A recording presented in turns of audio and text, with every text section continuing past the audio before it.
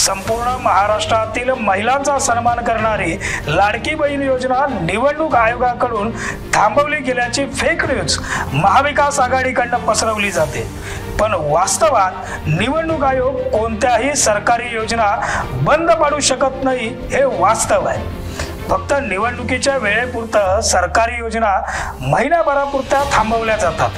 म्हणूनच सरकारनं नोव्हेंबर महिन्याचे पैसे महिलांच्या खात्यात आधीच जमा केलेत। निवडणूक संपली की योजना पुन्हा चालू होतात। खरं तर विरोधकांच्या पायाखालची जमीन सरकल्यानं आणि निवडणुकीत पराभव समोर दिसत असल्यानं लाडकी बहीण योजनेबाबत गैरसमज पसरवले जात असल्याचं समजतंय। योजना सुरू झाल्यापासून जुलै ते नोव्हेंबर पर्यंतचे 7,500 रुपये महिलांना आधीच मिळाले।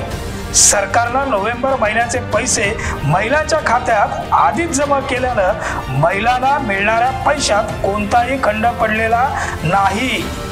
त्यामुळे विरोधकांकडून लाडकी बहीण योजनेबाबत पसरवल्या जाणाऱ्या अफवा हे फक्त आणि फक्त फेक न्यूज असल्याचं स्पष्ट झालंय।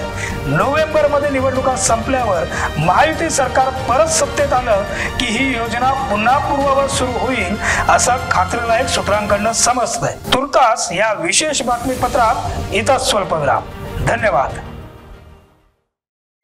असे नवनवीन व्हिडिओ पाहण्यासाठी कोकणशाहीचं YouTube चॅनल सबस्क्राइब करा व बेल बटन प्रेस करा। तसेच फेसबुक पेज लाईक करा आणि इंस्टाग्राम पेज व ट्विटर पेजला फॉलो करायला विसरू नका।